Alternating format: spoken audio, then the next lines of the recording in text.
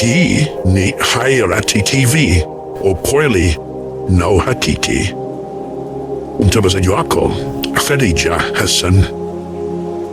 Ahlan, uhali gani? Habari gani wewe mwana Afrika Mashariki ambaye watufuata popote pale ulipo? Sina budi ya kuwa na mwenye furaha na bashasha zilizokuwa tele kukaribisha ndani ya dondoo za hapa na pale. Leo nipo na hadithi juu ya nguvu ya istighfar. Hadithi hii ni kutokana na maisha ya Imam Ahmed bin Hanbal ambaye anachukuliwa kuwa mwanazuoni mashuhuri wa Uislamu na mwanatheolojia maarufu.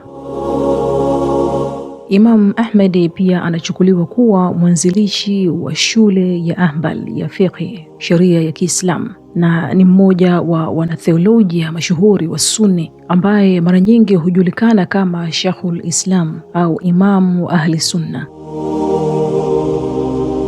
Wakati wa uzee wake, Imam Ahmed alipokuwa anasafiri alisimama kando ya mji.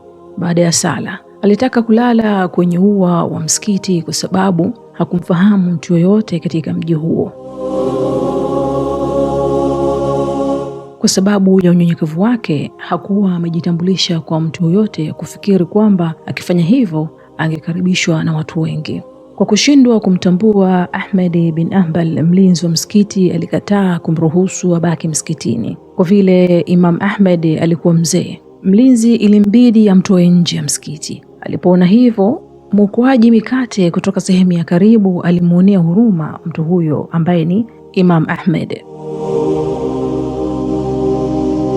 Akajitolea kuwa mwenyeji wake kwa usiku huo. Wakati wa kukaa kwake na mwokaji mikate, Imam Ahmed aliona kwamba mwokaji alikuwa akisoma istighfara kila mara kutafuta msamaha kutoka kwa Mwenyezi Mungu. Imam Ahmed alimuuliza mwokaji kama kitendo cha mara kwa mara cha kusema istighfara kilikuwa na athari yoyote kwake.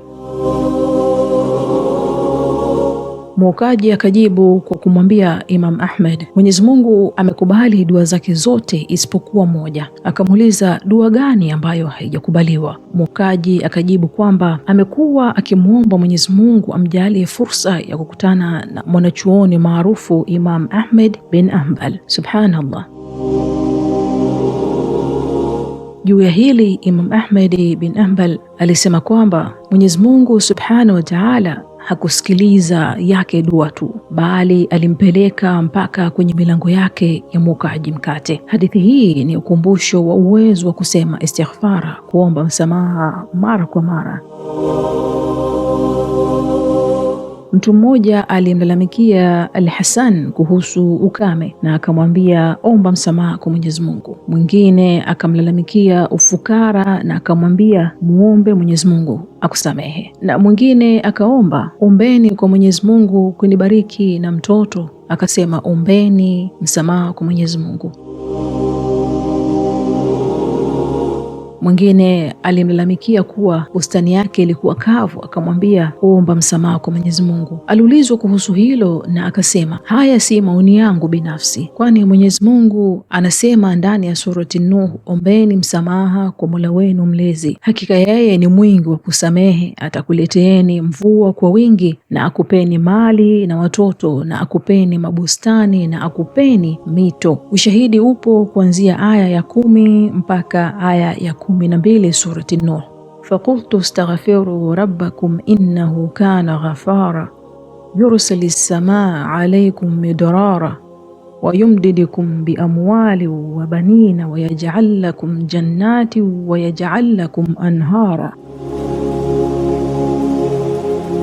Mmoja wa wapokezi wa hadithi aliulizwa kuhusu namna ya kuomba msamaha, akajibu, Mtume wa Mwenyezi Mungu sallallahu alayhi wasallama alikuwa akisema astaghfirullah astaghfirullah, na muomba Mwenyezi Mungu msamaha na muomba Mwenyezi Mungu msamaha. Imethibitika katika sahihi Muslim. Kwa leo ni hayo tu, nikutakie siku iliyokuwa njema na yenye mafanikio makubwa. Tukutane tena nyakati zingine biidhnillah, na sina budi ya kusema masalama.